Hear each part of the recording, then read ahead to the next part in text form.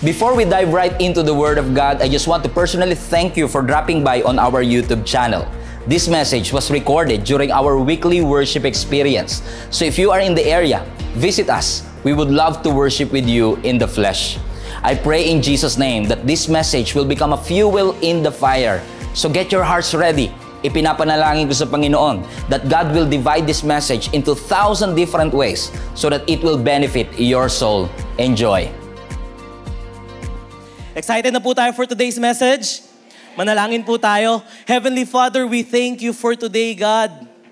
We just wanted to thank you for your goodness. We just wanted to thank you for your grace, Lord. Panginoon, salamat kasi kung wala ka sa amin, Lord, wala kami rito ngayon, Panginoon. Kaya Lord, patuloy kaming tatayo at mananampalataya sa tanging pangalan mo lamang, Jesus. Lord, buksan mo po ang aming puso, ang aming kaisipan, Panginoon, para sa iyong salita. And Lord, we know, God, that you have something for us today, Lord. Lord, cover the word of God today with your grace and with your truth, God. We just wanted to lift up your name up, Panginoon, at ikaw lamang po ang aming itinataas, Panginoon, sa lugaring ito. We wanted to thank you, God. In Jesus' name we pray. Amen. Amen. Amen. I'm gonna entitle this message, Why Obedience? Pwede bang sabihin niyo po sa katabi niyo yan? Why obedience? O yung hindi mo naman pinansin, yung nasa kabila mo naman, tanong mo ulit sa kanya, why obedience? Luke 6:46-48, if you have your Bible there, kung meron po kayong physical Bible or you can read it on the screen. Sabi po sa Luke 6:46-48, this is actually about the parable of the wise and the foolish builder. Basahin po natin. 46 says, "Why do you call me Lord, Lord, and do not do what I say?" Kasi it's easy naman talagang tawagin si Lord, pero it is really hard sometimes to obey the Lord. O diba? Alam nyo na kagad. 47, "As for everyone who comes to me and hears my words and puts them into practice, I will show you what they are like." 48, sabi ni Lord, "They are like a man building a house who dug down deep and laid the foundation on rock. And when a flood came, when a storm came, when the torrent struck that house cannot be shaken." Pero, verse 49, "But those one who hears my words and does not put them into practice is like a man who built a house on the ground without a foundation. The moment the torrent struck that house, it collapsed and its destruction was complete." Alam nyo, I believe that Christianity is all about obedience to the Lord. Every Sunday po, I'm always hearing different testimonies, different stories, or different marites. Huwag nyo na pong tignan yung katabi nyo, hindi po yan marites. Different marites asking, "Uy sis, uy bro, paano ka ba tumitibay sa Lord? Paano ba ang lakas-lakas mo sa Lord?" Or let me say, paano ka ba lumalago sa Lord? And alam nyo po yung one common answer that I always hear? Through obedience. Siyempre, kasama na yung faith, kasama na si Lord, pero yung one common answer is to be obedient to the Lord. Amen po ba? Though, the sad reality, I know that some of us will relate, is that most of us, most Christians nowadays, hindi tayo to, kasi perfect po kayo, sa ibang service na lang to. Pero di ba, most Christians nowadays, we are too focused on what we want to do rather than what God is saying us to do. Can I get an amen? Masyado tayong focus sa gusto nating gawin rather sa mag-focus tayo dun sa gustong ipagawa sa atin ng ating Panginoon. Amen po ba? And alam nyo ang nagiging ending madalas ng disobedience? Kapahamakan, madaling masira, madaling bumagsak, katulad ng foolish builder, right? Nagtayo ng bahay sa buhangin, ano yung sabi sa Bible? Nung dumating yung bagyo, yung mga waves and all, madali siyang mataob. And I believe that's one consequence of disobedience as well. Now when we disobey or may disobedience sa ating life, sometimes it can lead us to distraction. Amen. Kasi alam niyo po, ang nakakalungkot, madaming Christians po nowadays, hindi po kayo to ulit, ang hindi naiintindihan or nakikita yung importance or benefits ng obedience. And also, hindi nakikita yung consequences ng obedience. Amen? Admit it. Let's admit it. maraming Kristiyano po ngayon ang problemado sa obedience. Lalo na kapag hindi pabor sa gusto natin. Yung sa, Lord, Lord, Lord, Lord, Lord, I will follow you. Sige nga, iwanan mo nga yung trabaho mo. Ay, joke lang, Lord, next time na lang. Amen. Di ba maraming Christians po ang problemado sa obedience. Ang madalas, ang obedience nagiging optional. Yes, nakilala natin si Lord, pero obedience, optional lang yan. I am saved by grace. I am saved by faith. Pero I believe that obedience is not optional. It is a must. Kailangan nating gawin at sundin ang ating Panginoon. Amen po ba? And I believe in one thing, na ang obedience po is also a very foundation ng ating Christian life. Wait a minute, Kuya Elise. Nako, yan na yung wait a minute. Wait a minute. Kuya Elise, ang foundation ng Christianity is faith. Amen? Amen? Sabi nga doon sa Ephesians 2:8-9 Ano yung sabi doon?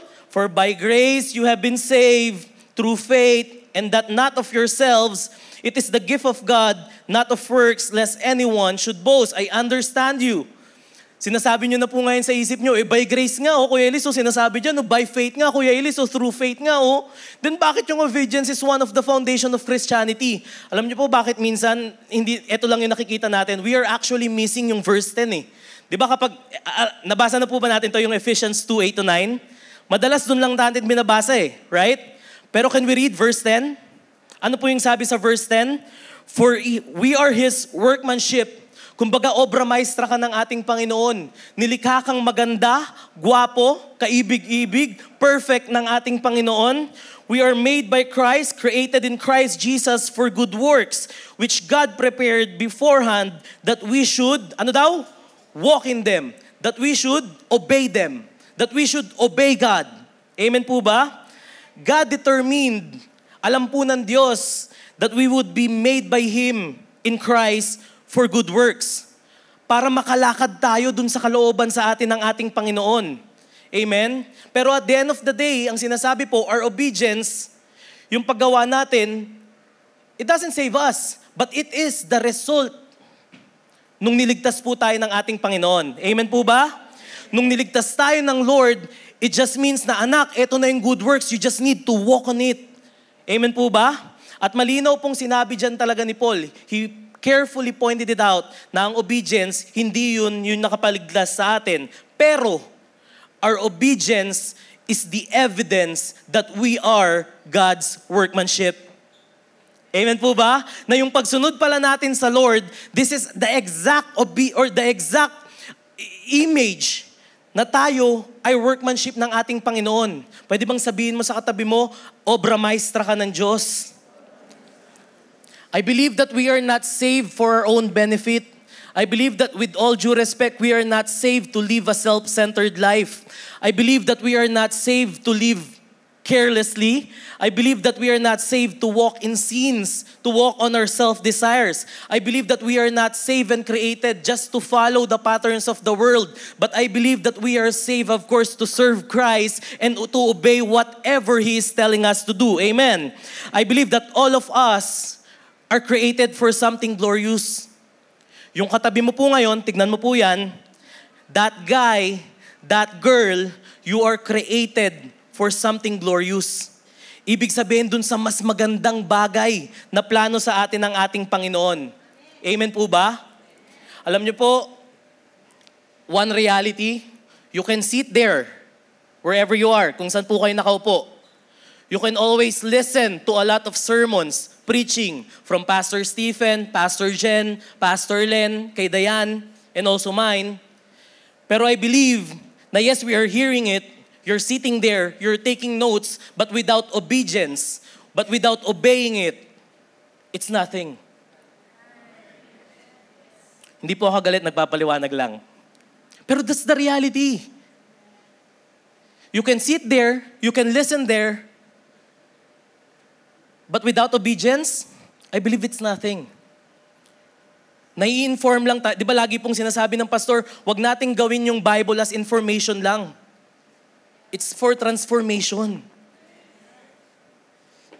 Your obedience is better than 100 sermons or any sermons that you're hearing. Kasi kung rinig lang ng rinig, it's nothing. Amen po ba?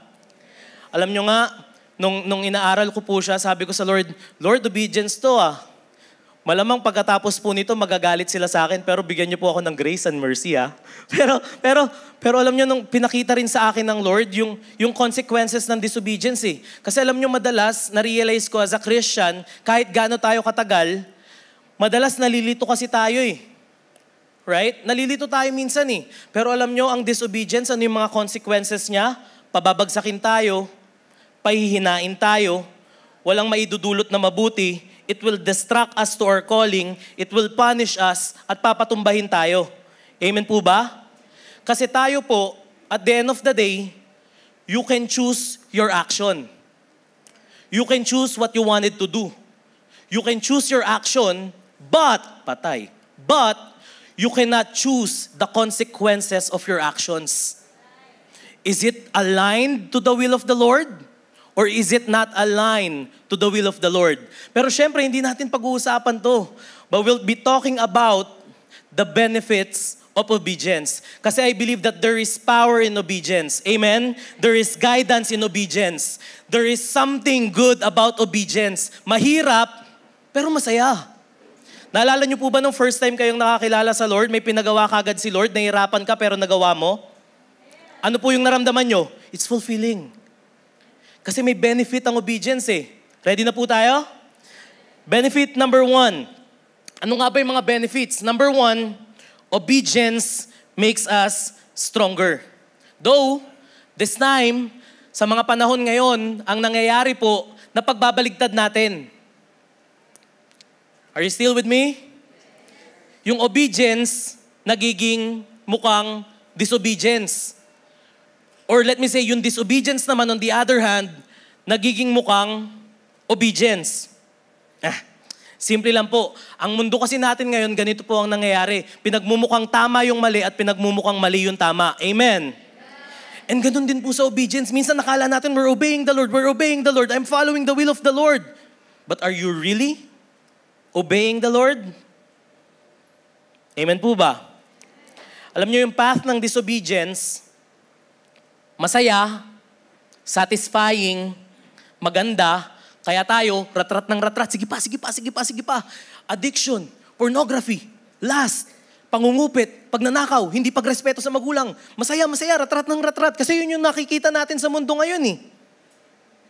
Masaya, fulfilling, disobedience looks good, pero bukas, yari ka dyan. Amen? Ang disobedience, saya ngayon, iyak bukas. On the other hand, ano ba yung path ng obedience naman? Ang path ng obedience kasi different eh.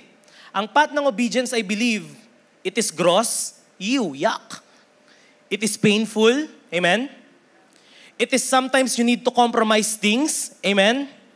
Kapag tinawag tayo ng Lord, may mga bagay na susukuan tayo. Pero at the end of the day, kapag nasa obedience path tayo, I believe na ang Lord sasama sa atin dun sa path na yon. Amen? Pangit yung simula, messy yung simula, painful yung una, pero it will be all worth it. Bakit? Kasi alam natin ang Diyos yung sinusunod natin. Amen? Pwedeng umiiyak ka ngayon because of your disobedience. Maybe some of you, obedience. Pwedeng umiiyak ka ngayon because of your obedience. Maybe may sinabi si Lord na, anak, iwanan mo na yan. Anak, dito ka talaga, para dito ka talaga. And ikaw naman, ayaw na ayaw mong bitawan. Lord, mahal na mahal ko to eh. 3 years na kami nito, Lord. Pero dinadala ka sa masama. Then the Lord asks you, sige na, iwanan mo na yan.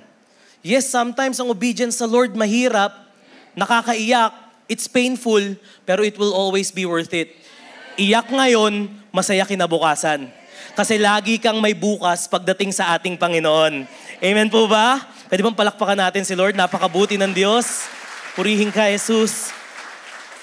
2 Corinthians, maybe some of you, Kuya Elis, paano ko mapapanish ang obedience? Paano ko malalampasan ng disobedience?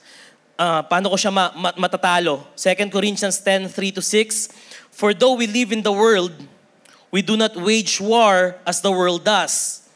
For the weapons we fight with are not the weapons of the world.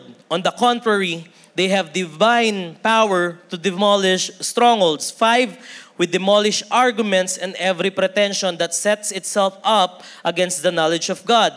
And we take captive every thought to make it obedience to Christ. And we will be ready to punish, every act of disobedience once your obedience is complete. When was the last time that you really obeyed the Lord? When was the last time na kapag may nirequest si Lord, Lord, yes, Lord, yes, Lord, yes, yes, Lord. Alam niyo po technique para ma-punish ang disobedience? Alam niyo po? Obedience. Kasi kung hahayaan mong yung disobedience mag-punish sa obedience, kapahamakan yan.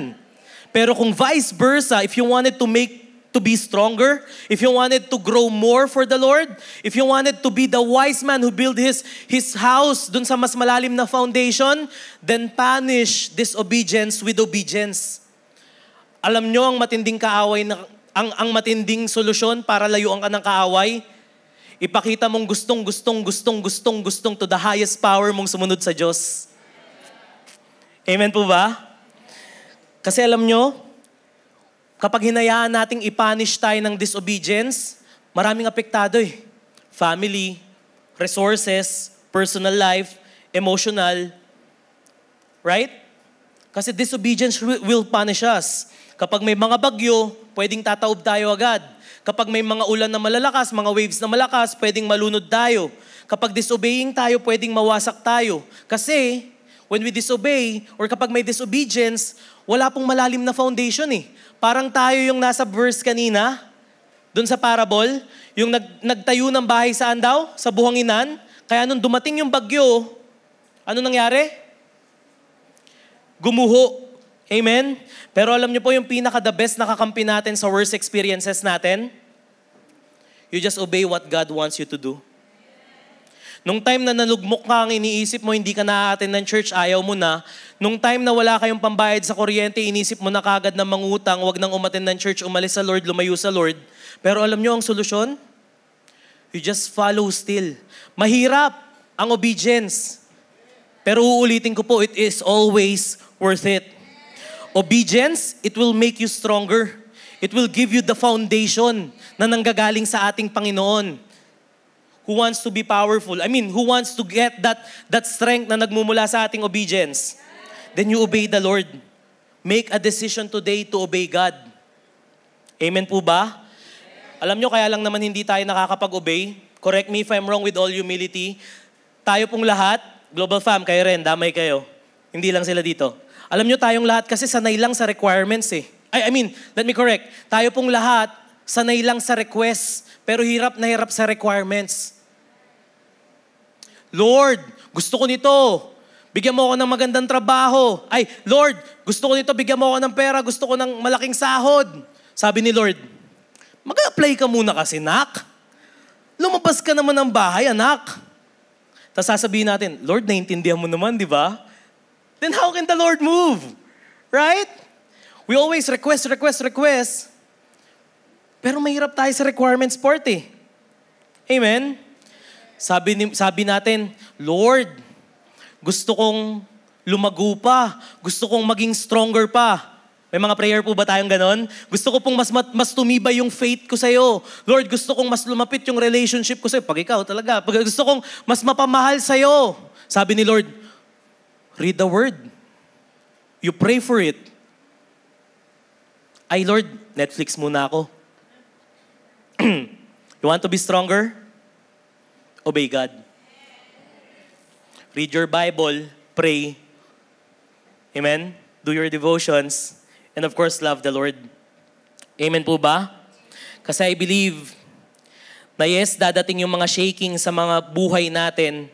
Yes, I believe na susubukin tayo ng mga malalakas na alon ng buhay natin. Pero I believe that when we obey God, shaking might be coming, pero hindi tayo nito kayang pataubin. Amen po ba? Na kahit nandyan yung shaking, dahil obedient tayo sa Lord at nandyan ang Lord para sumama sa atin, may foundation tayo eh. Si Lord mismo, yung foundation natin. Amen po ba? And ito po, warning hindi porket malakas ang boses, kailangang sundin. dapat naaayon pa din sa salita ng Diyos. Hindi kasi lahat ng malakas boses ngayon totoo. Minsan fake news. Pero gusto niyo yung totoo at tunay at wagi? Word of God. And I believe that whatever battle we're going through because of our obedience, I believe that God will always fight for you. He will always work in you. He will always be walking with you. Amen po ba? Exodus 22:23 says, "But if you indeed obey His voice and do all that I speak, then I will be an enemy to your enemies and an adversary to your adversary." We will go through difficulties. Maraming pwedeng mangutya sa atin because of our obedience. Pero sunod lang tayo ng sunod sa Lord. Bakit? Kasi He is fighting for you. He will always fight for you. Alam nyo, eventually, yung pagsunod mahirap, pero it will give you life. It will give us joy. It will give us peace. Amen po ba? And obedience makes us unshakable. It will make us stronger. Amen po ba? Let's go to number 2. Siyempre, ang obedience hindi lang will make us stronger, but I believe obedience will also bring peace to us. Obedience brings peace. Alam niyo po, growing up, or nung siguro, let's say, nung nakakilala na lang ako sa Lord, alam niyo po ba yung obedience or yung obeying the Lord is the worst or the words I never imagined I would say. Kasi alam nyo, every time I'm hearing the word obey, Elise, gawin mo nga to. Elise, ganito dapat. Elise, eto yung gagawin mo. It makes me anxious. Kayo rin po ba ganon? O ako lang? Example sa bahay. Sino po yung mga anak? Mga naging anak. Hindi lahat naman. Mga anak. Siyempre, di ba? Na-realize niyo po ba yun? Yung sa bahay na lang eh. Ako, sabi ko sa inyo, pag naririnig ko yung obedience or yung obey, nagiging anxious ako sa bahay. Example, kapag narinig po natin yung boses ng parents natin, or let's say boss natin, kapag pasigaw, ano pong ginagawa natin? Tumatakbo tayo kagad, lumalapit tayo kagad sa kanila. Amen? Yung parang kunyari, tinawag, Ruben! Gumising ka na! Diba? Alice! Asan ka na? Anong ginagawa natin? Ito na po! Diba ganun tayo? It makes us anxious, right? Pero alam nyo, na-realize ko, may mas nakaka-anxious pa sa ganung tono eh. Alam nyo kung ano? Pag sinabi ng mga parents natin, anak, diba? Anak, baka naman. Di ba? It makes us anxious, right? Kapag sometimes naririnig na natin yung mga ganong words, it makes us anxious. And most of the time, kapag si Lord may pinapagawa sa atin, it also makes us anxious. But I realize one thing, kung si Lord ang nagpapagawa sa atin, ibig sabihin, alam niya yung pinapagawa niya sa atin. Madalas lang kasi kaya tayo nagiging anxious, mas gusto natin yung sarili nating outcome kaysa sa sariling outcome ng ating Diyos. And sometimes yung nagiging outcome sa atin, disobedience. Amen? Let me be clear. Ang disobedience po, it robs your peace. You remember the first time you know Jesus? Diba? On fire, sunod tayo ng sunod sa Lord. Pero kapag may mga bagay nang ipapasuko si Lord, ano na po nangyayari? It robs your peace. Ang disobedience, tinatanggalan po tayo ng saya. Ang disobedience, tinatanggalan tayo ng ligaya, ng kapayapaan. Alam nyo nga, na-realize ko kung bakit minsan nagdi-disobey tayo sa Lord. Kasi there are baggages in us that's stopping us to obey the Lord.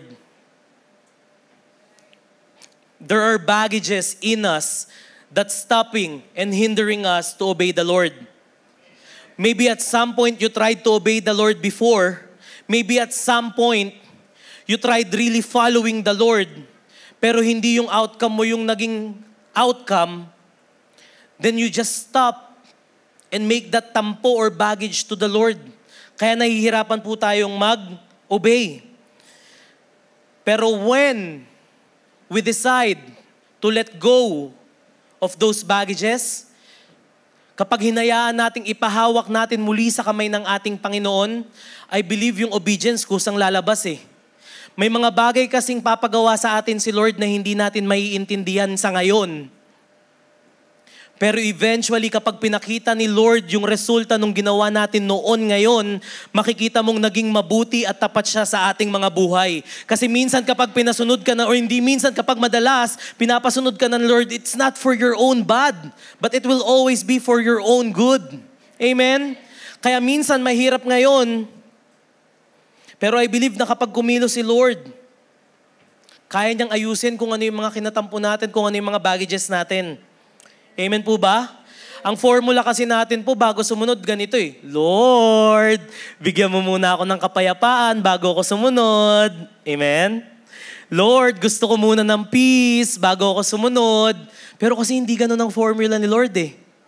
Alam niyo po ang formula ng Lord? Peace comes after obedience.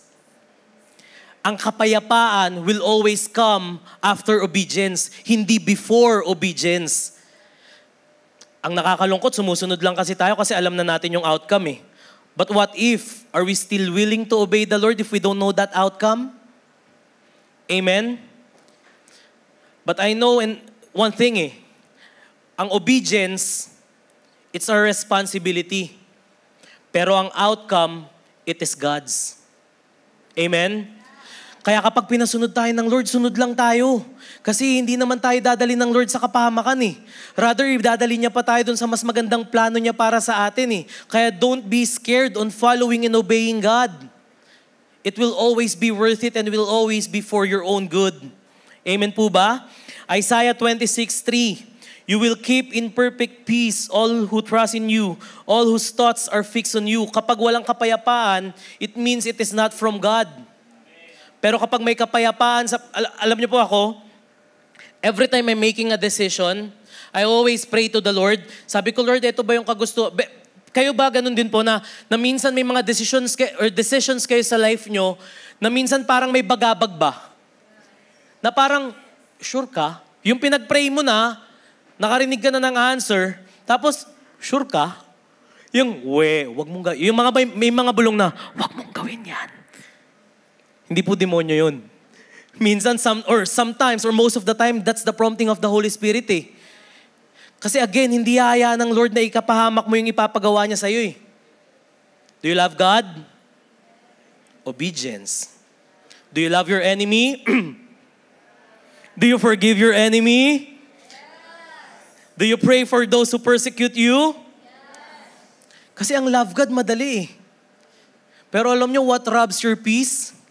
Love your enemy, pray for those who persecute you, forgive your enemies.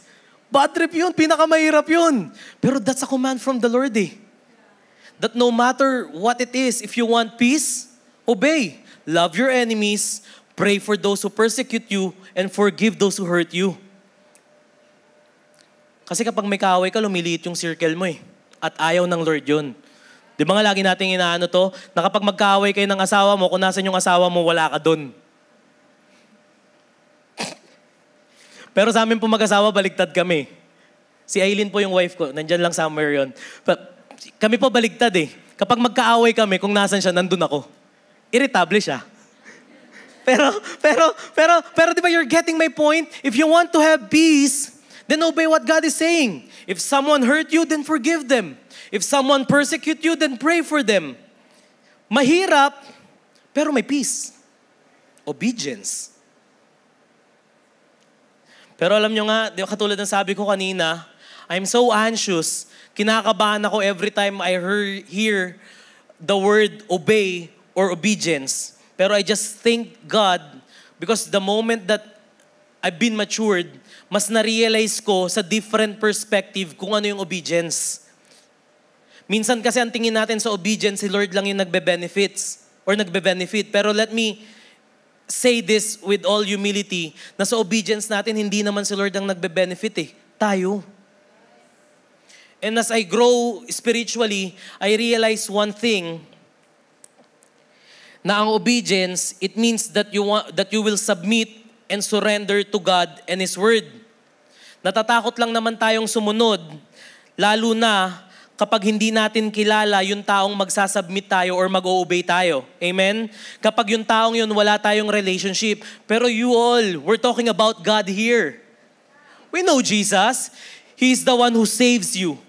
He is the one who takes care of you. He is the one that loves you in your worst. And He will always be the one who will love you. Then why are you hindering yourself to obey the Lord? Amen po ba? He is so faithful. He is so true. And I can confidently say, na nung nag-obey tayo or nag-obey ako sa Lord po, it brings me peace. Kasi ang mundo, puro kung ano-ano lang ibibigay sa atin.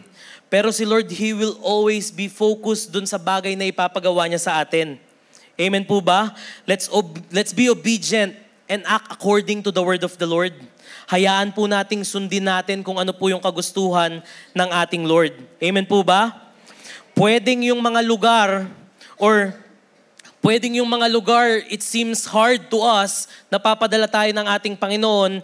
Pwedeng yung mga bagay na papagawa sa atin ng Panginoon might be hard. Pero ano yung promise niya sa Deuteronomy 31:8?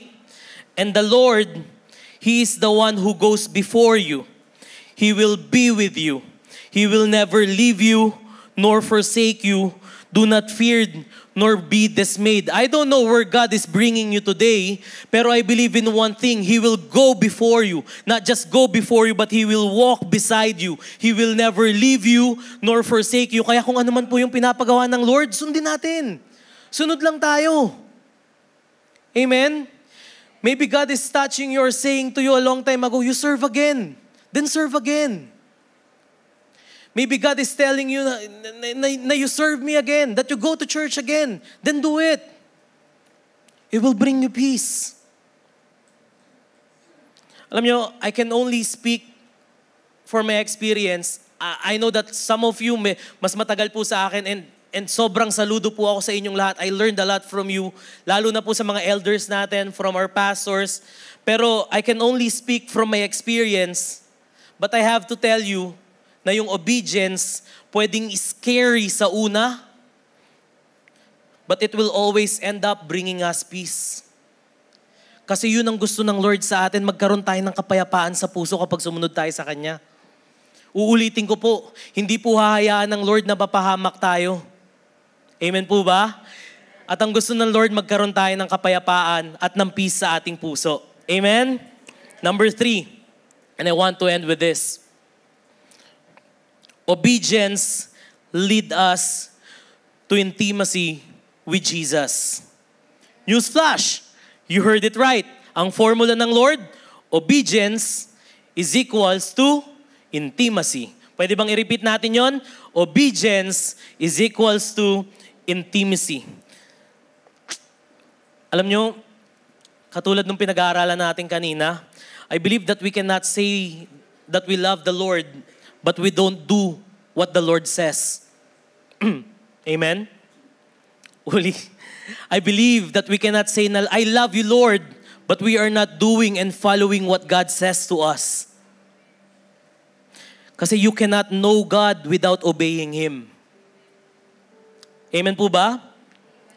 John 14:21, whoever has my commands and obeys them, he is the one who loves me.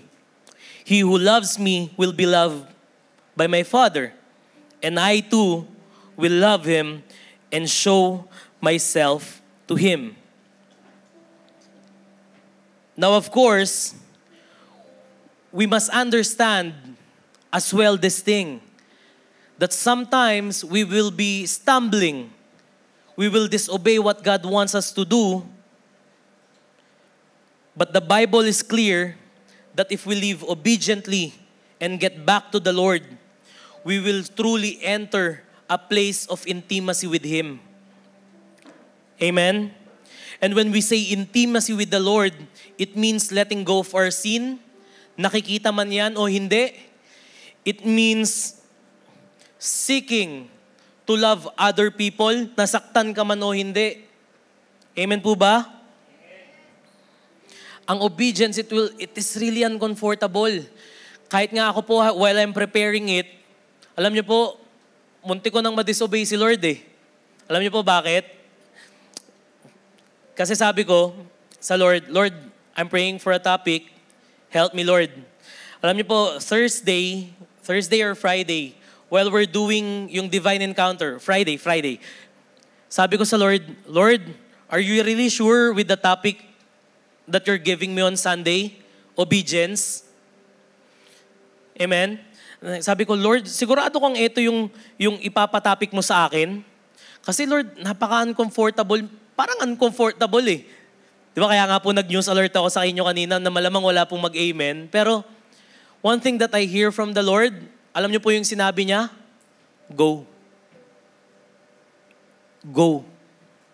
Kasi dapat papalitan ko po yung topic ko eh. Ng peace. About peace. Pero one thing I realized, the Lord just impressed me about it. Bakit mo pa itatopic yung peace kung pwede mo nang itopic yung obedience? Na marirealize nila na kapag may obedience sila, magkakaroon sila ng intimacy with me. At marirealize nila na kapag may intimacy sila sa akin, may peace na kasama yon.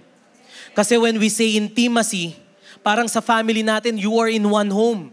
And when we have that intimacy with the Lord, ibig sabihin, we are at His home. And I believe that when we are in the house of God, there is peace. You might be troubled right now, but have that relationship with the Lord. I know. It's really hard to obey the Lord. Mahirap. Pero alam nyo, when we obey God, nagkakaroon ng mas matinik na relationship eh. Kasi mas naririnig mo kung ano yung gusto niyang ipagawa sa'yo. Ewan ko, may inexpressible joy eh, na makikita at matatagpuan sa pagsunod sa ating Panginoon eh. Kaya nga when God says no, then you also need to say no. But when God says yes, then yes, Lord, yes, Lord. Ang kaaway po gusto niyang nakawin yung relationship na meron tayo sa ating Diyos. Ang kaaway gusto niyang mapalayo tayo sa ating Panginoon. Pero what I realize about it, ang Lord wais eh. Meron siyang distinct voice na ipaparinig sa atin. Ang kaaway sasabihin, sige gawin mo yan. Porn, sex, outside marriage, mangupit ka pa, magnakaw ka pa. Yun yung ipaparinig ng kaaway. Pero ang Diyos may distinct voice siya. Anak, huwag ipapahama ka niyan. Alam mong si Lord yung tumatawag sa'yo kapag may sinabi siya sa'yo. Though, it's so really hard to listen and hear what God is saying kapag may decision ka na or outcome ka na or may decision ka na kung ano yung gustong sabihin sa'yo ng ating Panginoon. Na may gusto palang sabihin si Lord sa atin, pero ikaw, may decision ka na kung ano yung gusto mong sabihin sa'yo ng Lord. Amen? Ang disobedience will put us a distance between God and us. Pero what I really love about the Lord, we disobey, but His love will stay the same. His grace will never change. His character will never change. Kung paano kang nakilala ng Lord, yun siya eh. Kung paano mo siya nakilala, yun at yun siya. And obedience brings us closer to God. Ang kaaway, hindi kanya kayang i-take out, pero tatry kanyang pagurin. Disobedience. Lord, suko na ako, susunod na ako sa'yo. Yun ang kayang gawin ng kaaway. Pero don't you be tired. Don't you dare get tired sa pagsunod sa ating Panginoon. Mahirap, iyak now, pero saya later. May mga bagay na pwedeng ipinapasuko sa atin ng Lord. Then you give it up to the Lord. Amen? Alam nyo nga, kapag si Lord sobra, di ba, pansinin nyo, kapag may mga close friends, let me say, di ba minsan may mga nonsense siyang sinasabi sa'yo, pero ikaw, ungay. Right? May mga ganun po ba kayong kaibigan? Yung kwento ng kwento, pero ungay. Ganun ka lang ng ganun, kahit di mo naiintindihan? Tama? Yung hindi mo alam, aalis pala kayo, tapos ikaw, ungay. Di ba? Meron ganun?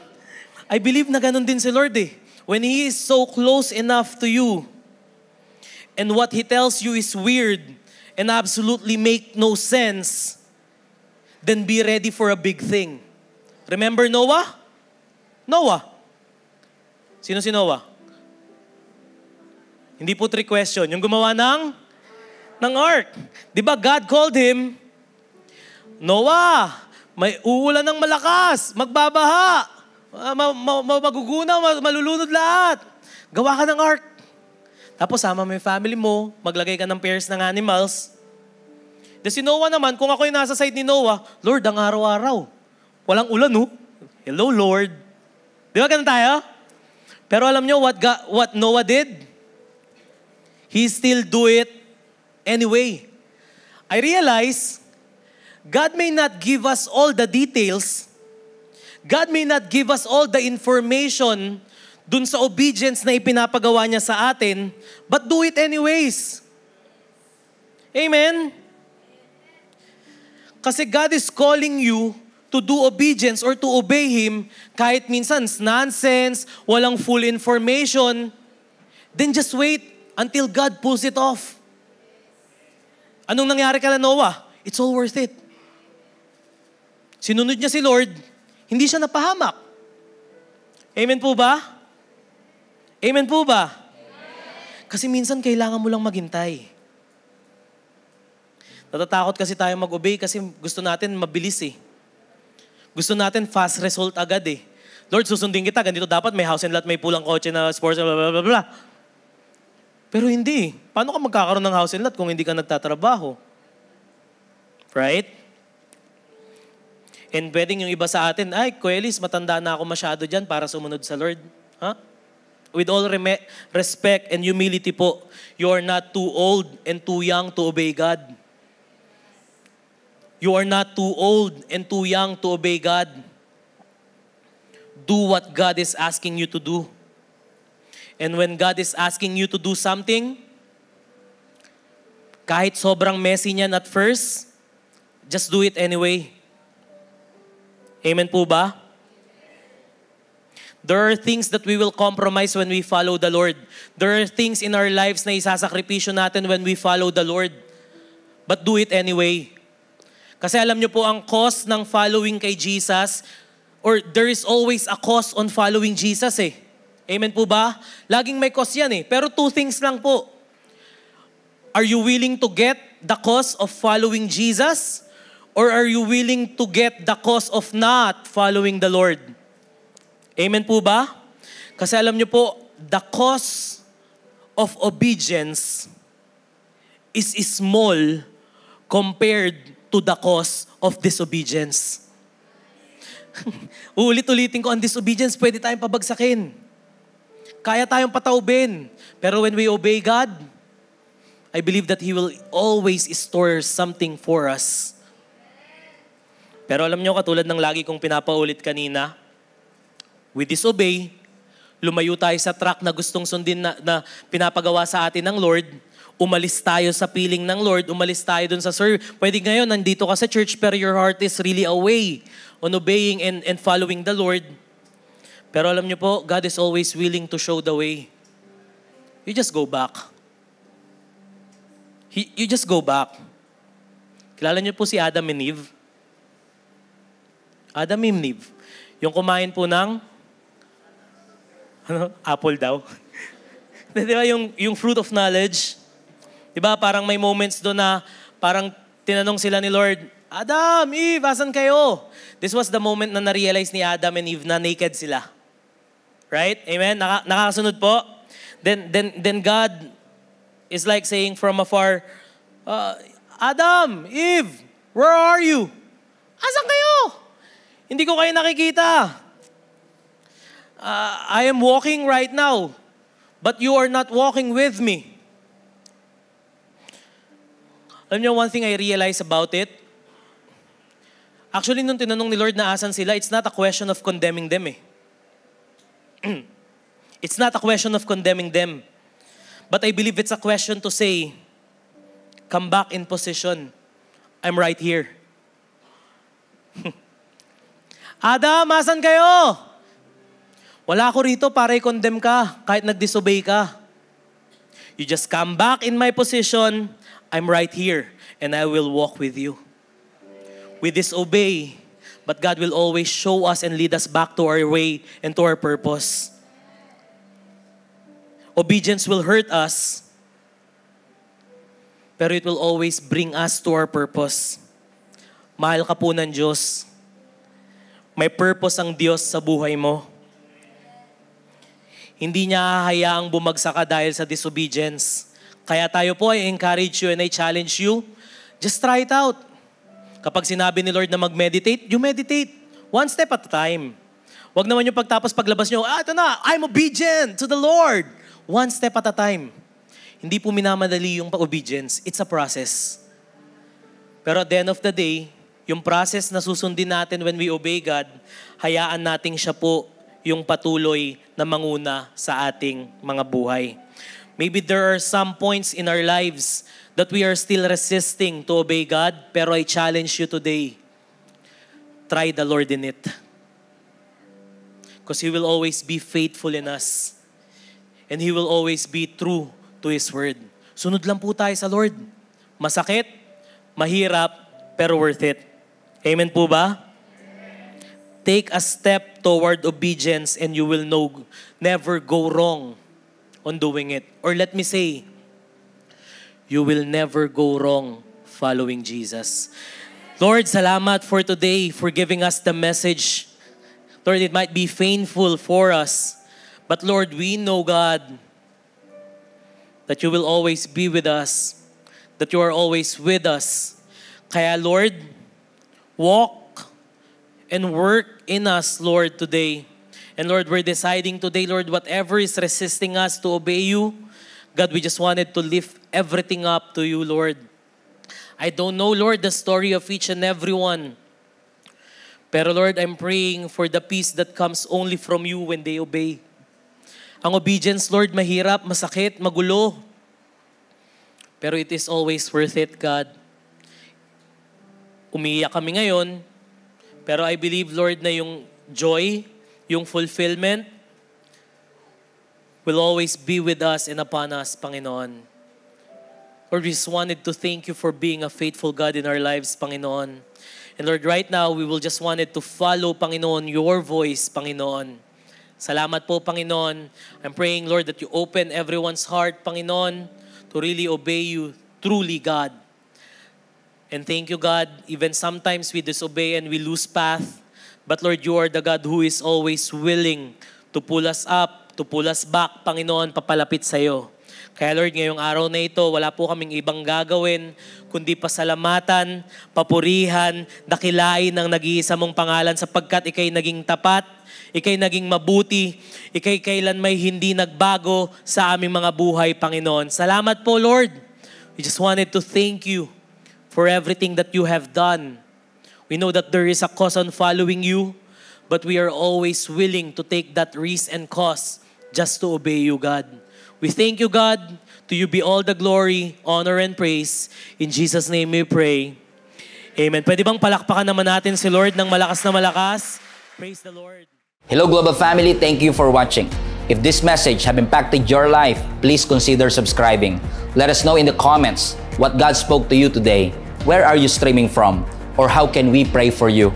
We pray in Jesus' name that we will continue to advance God's kingdom through the spreading of His Word through this online platform that we have. If you want to support the ministry of Jesus is Alive community, I want to encourage you to support financially and give. Go to our website, gsmnb.com/give, for you to know all the ways that you can support this ministry. I hope to see you soon. God bless you.